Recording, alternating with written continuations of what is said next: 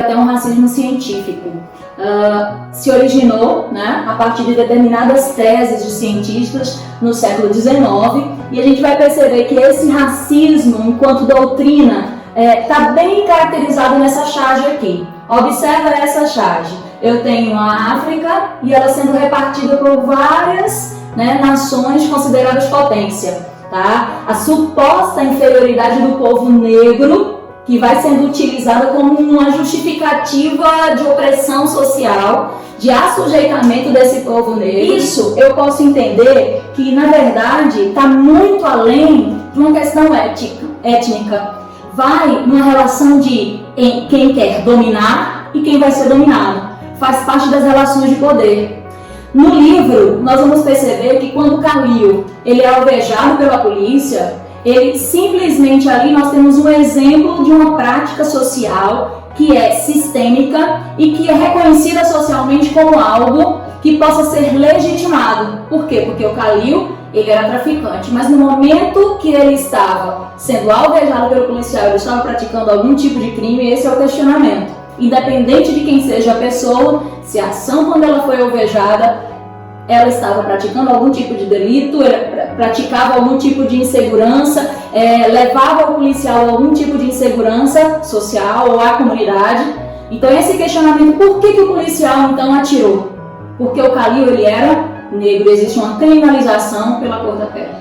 Nessa perspectiva, só em 1888 nós tivemos uma lei que vai trazer a libertação dos escravos no nosso país. Foram mais de 300 anos de escravidão, não é? Faz menos de 150 anos que saímos desse período escravocrata. Será que esses resquícios sociais não estão impregnados em nós? É muito além, como diz o tio Carlos para estar. Isso não é sobre brancos e negros. Será que não?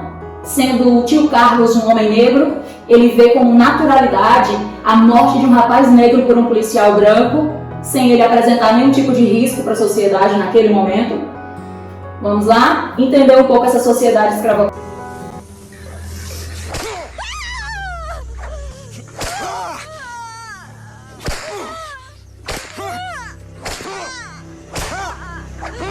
O que quiser com o que é dele, só faltou ele dizer um homem branco faz o que quiser, né, com o que é dele em um período de escravidão. Esse filme 12 anos de escravidão vai caracterizar em algumas partes dos Estados Unidos, né, em que o negro era extremamente usado como animal, seja animal sexual, muitas mulheres, tá? E aí nós temos um sexismo muito grande, seja como um animal de carga, um animal de trabalho, ou seja, uma pessoa não humana, zoomorfização desse indivíduo.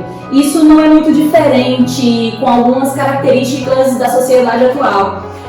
Uma notícia, tá? Em 2019, com a data de outubro de 2019, 132 anos após a abolição da escravidão, nós vamos ter trabalho escravo, fiscalização resgata 59 trabalhadores em Minas Gerais. Aí vocês podem dizer, isso vai além de ser branco ou negro, a escravização de pessoas. Exatamente.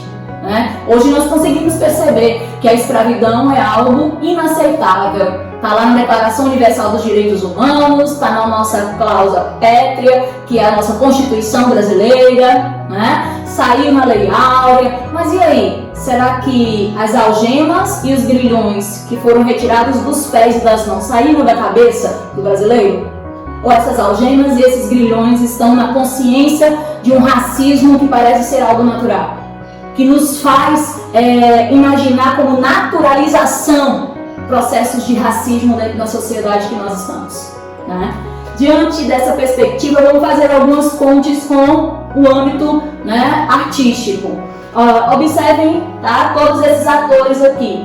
A maioria deles, protagonistas, sem dúvida, né, de vários filmes hollywoodianos de sucesso. Tá? Sem tirar a qualidade deles, com muita qualidade, com muita pertinência, mas será que não existe também atores e atrizes com tamanha qualidade sendo deles? Né?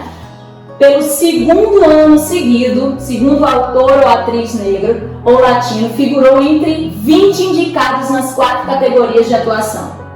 após a polêmica campanha do Oscar So White, o Oscar Tão Brancos, em inglês, que surgiu pelas redes sociais pedindo mais diversidade na premiação de Hollywood, a Academia anunciou mudanças para melhorar a representatividade de seus membros. Isso tem acontecido? Isso é uma verdade? Essa luta é uma luta legítima? Né? Enquanto luta legítima, sem dúvida, mas será que precisa ter uma luta para ter acesso de igualdade, seja de gênero, de raça, de condição social? Aí nós vamos para a Cidade de Deus, filme brasileiro, tá? Um filme de ação brasileira que vai retratar a vida de brasileiros em condições subhumanas em favelas do Rio de Janeiro. Um filme, tá, que vai retratar o começo da década de 80.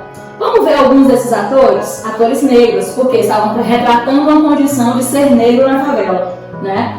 Poucos desses atores aqui, e eles com muita capacidade artística, né? Poucos deles estão, sem dúvida, na atualidade. A gente pode dizer, né, que a maioria deles, com a cor da pele, se continuam, né, na exposição da sua arte. Nós temos, tá, Alice Braga, nós temos esse ator aqui que tem uma cor da pele um pouco mais clara, pode ser considerado pardo, né, se isso existe, e Seu Jorge e alguns outros fazendo pontes diferentes em algumas novelas, mas nunca com um processo de protagonismo, né? Isso é bem questionável. E aí nós vamos ter a poesia marginal. Antes de irmos para ela, eu queria trazer um trechinho do livro para vocês que eu acho que é imprescindível, que é exatamente quando a gente vai ter a estar questionando, né, Haile e Amaya, e ela diz assim: é possível dizer uma coisa racista e não ser racista? Então, quando eu tenho a estar tentando se colocar numa escola de supremacia branca ali, né, tentando se apropriar da sua identidade, porque ela não sabia como lidar com isso no início da vida dela, ela não sabia como se comportar, né? Se em Heisengarten ela se comportava de uma forma, em Williams se comportava de outra forma. Quem era essa estar, esse processo de identidade social? Eu vejo muito isso na poesia marginal e indico para vocês o WJ, né, DJ, essa poesia forte, marginal, em que ele fala, né, por que ser negro é uma condição, né, ruim? Por que ter beiço grande, ter cabelo como eu tenho, crespo, é algo ruim, né, na sociedade? Então essa poesia marginal, ela vai trazer à tona exatamente essa perspectiva de que é preciso ter voz, é preciso dar voz. A Estar, ela não tinha descoberto ainda a sua voz. Uma das vertentes desse movimento sociocultural, né, ele vai trazer a poesia marginal, aquela periferia sendo apresentada, aquele discurso que Castro Alves traz em Navio Negreiro sendo mais evidente. Então a gente vai perceber que essa ditadura que a gente viveu em 1964, vão ter opositores, vão ter indivíduos que vão lutar contra um sistema totalitário, e inclusive sobre um processo de preconceito racial muito forte. É exatamente o que a Estar, ela vai descobrindo ao longo do livro, ao longo do processo, né, de mudança social dela. E é muito interessante no velório do Khalil, quando a ativista, né, April, ela diz que é preciso trazer justiça a esses jovens negros que são alvejados em genocídios terríveis.